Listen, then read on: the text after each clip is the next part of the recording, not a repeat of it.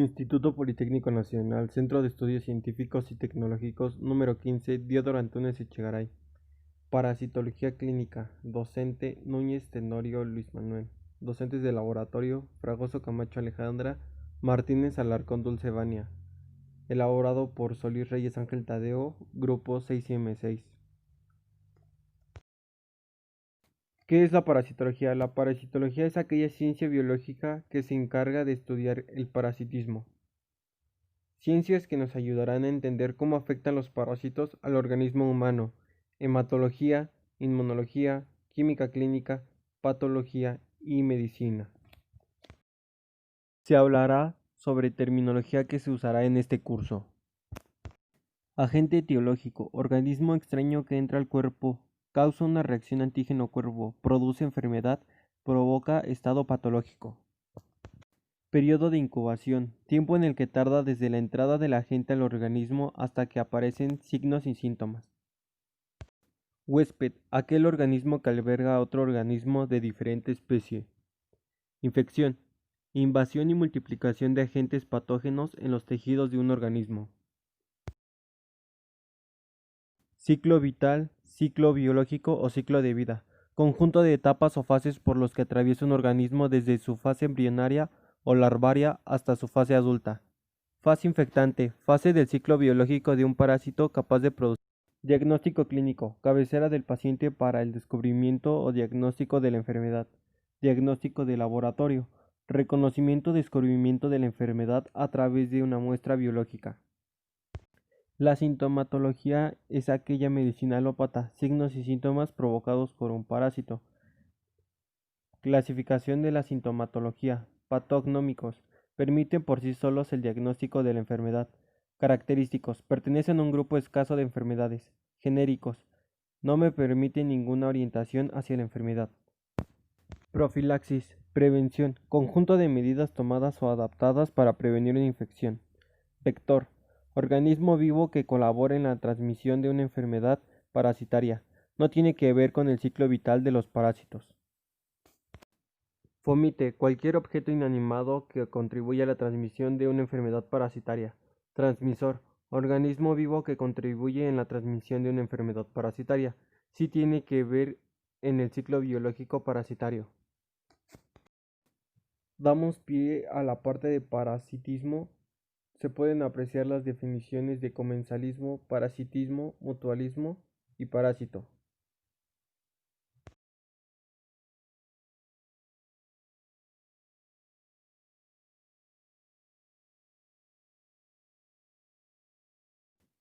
Tipos de parásitos.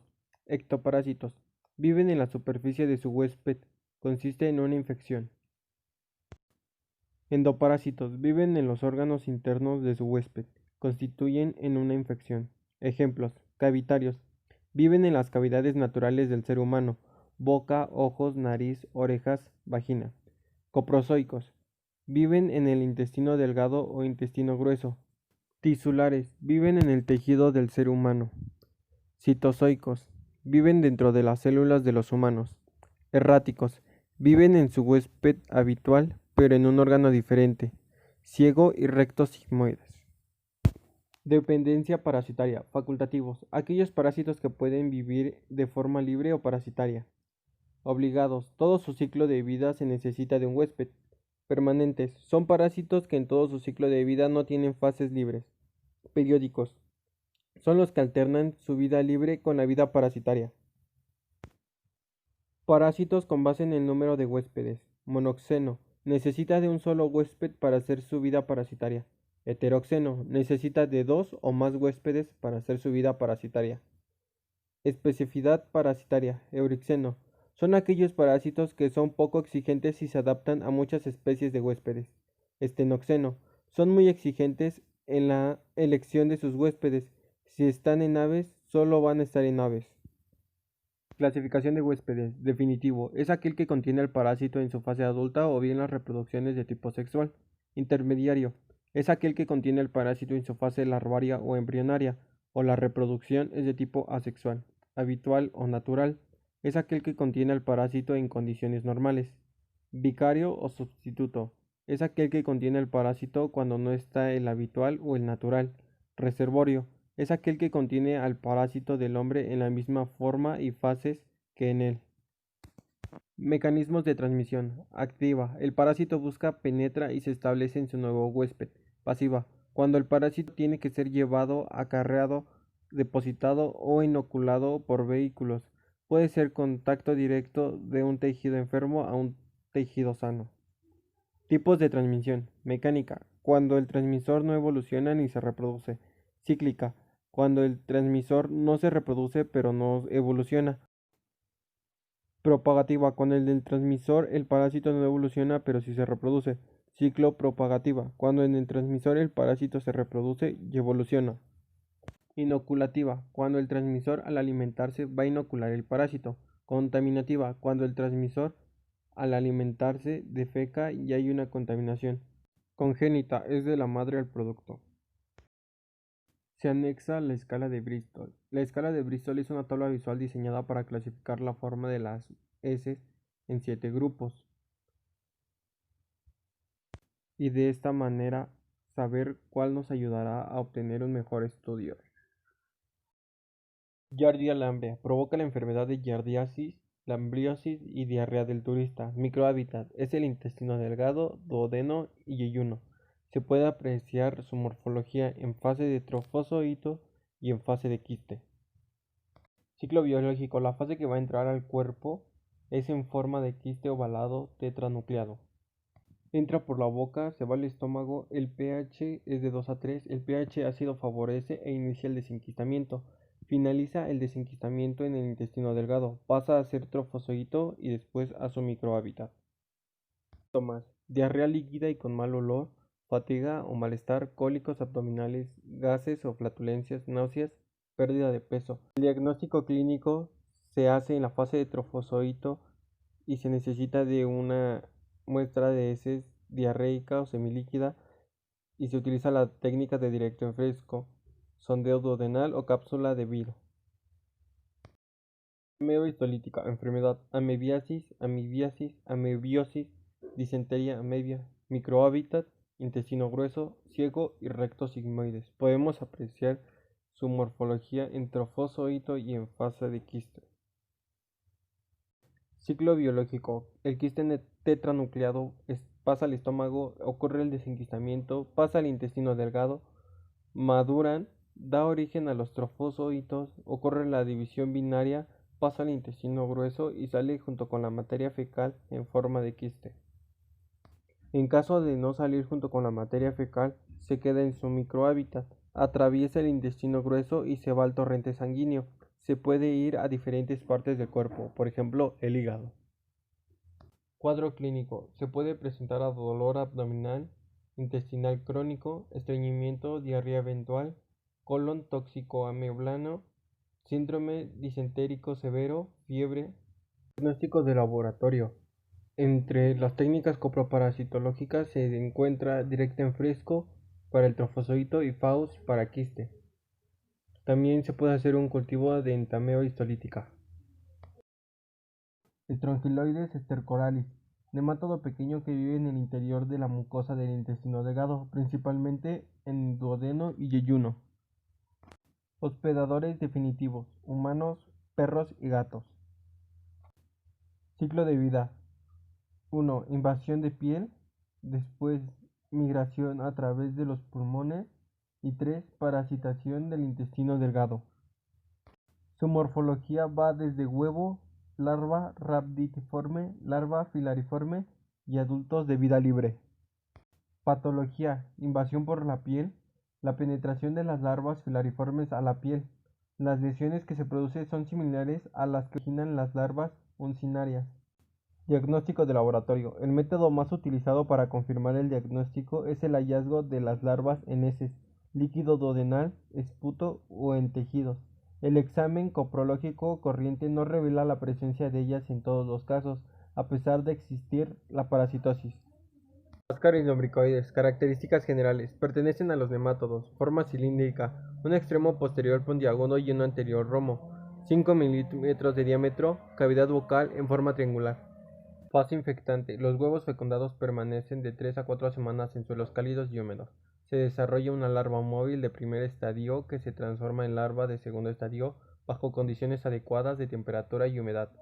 Transmisión. Ingesta de huevos embrionados en agua o alimentos contaminados. Geografía. Fomites.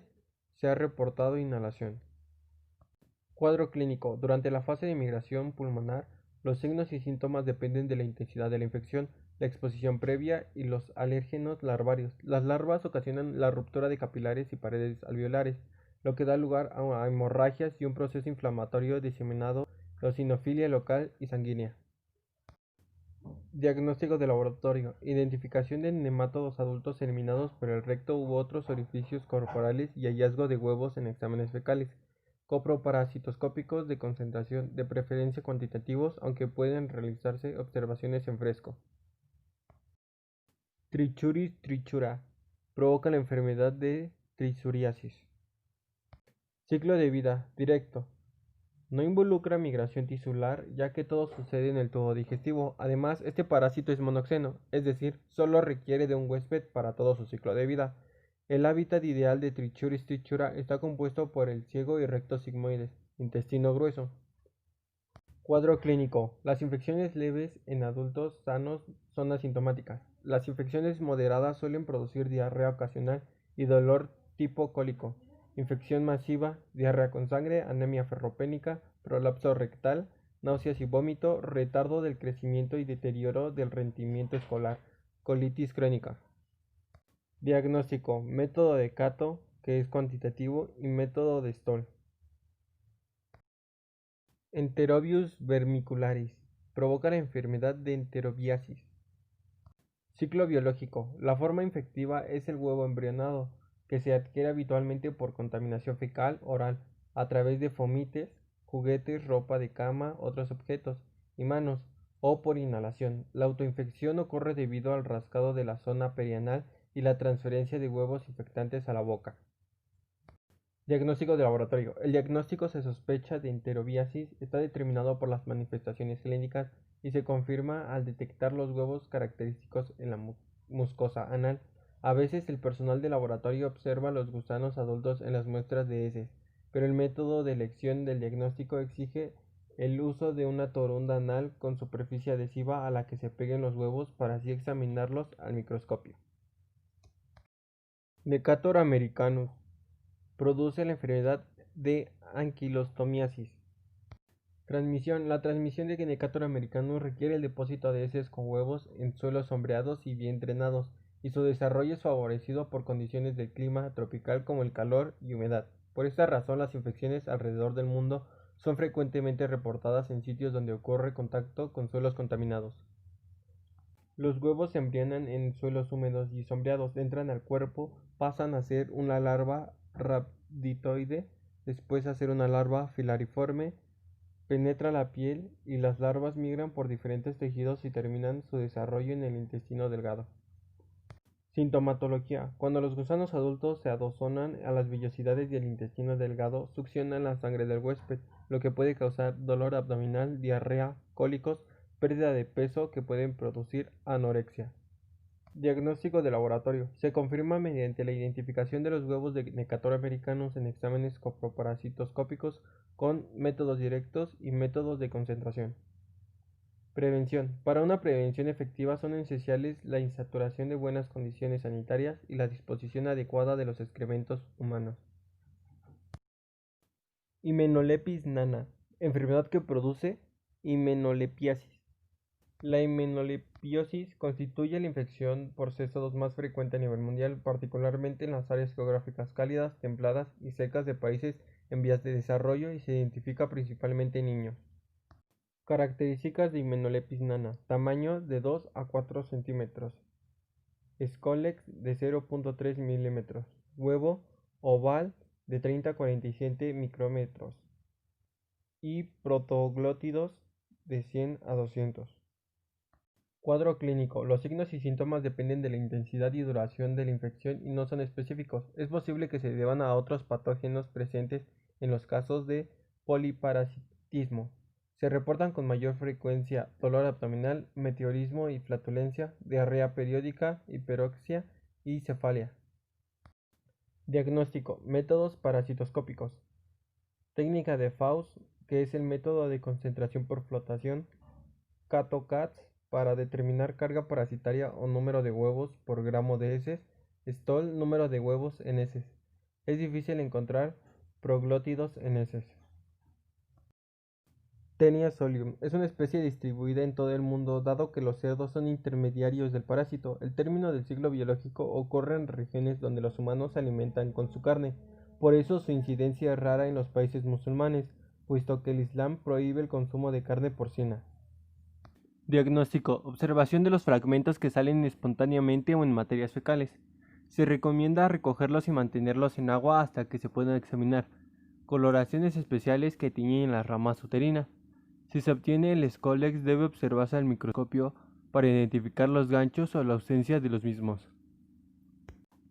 Cisticercosis. Los cisticercos pueden localizarse en el tejido conjuntivo subcutáneo y se mantienen como una pequeña tumoración retinente, no adherida a los planos superficiales ni profundos. Sintomatología. La sintomatología depende de los órganos involucrados, siendo particularmente importante su presencia en el sistema nervioso central, en cuyo caso los síntomas varían desde constantes y fuertes dolores de cabeza, desorientación y, en casos graves, convulsiones, parcial pérdida de la memoria y hasta la muerte. Entamoeba coli provoca entemobiosis microhábitat intestino grueso. Podemos apreciar su morfología. Es un parásito de la luz intestinal y por lo tanto no es patógeno y no produce síntomas. Sin embargo, propicia la proliferación de otras amebas.